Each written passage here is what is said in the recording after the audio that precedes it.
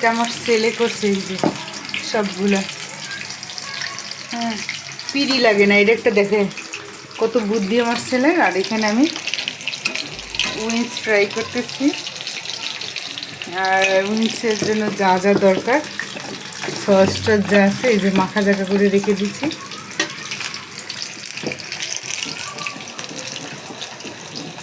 রান্না করার সময় ঘরে একটু থাকি এলোমেলো,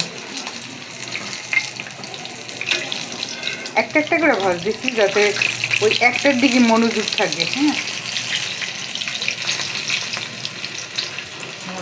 হয়েছে। ওয়াও,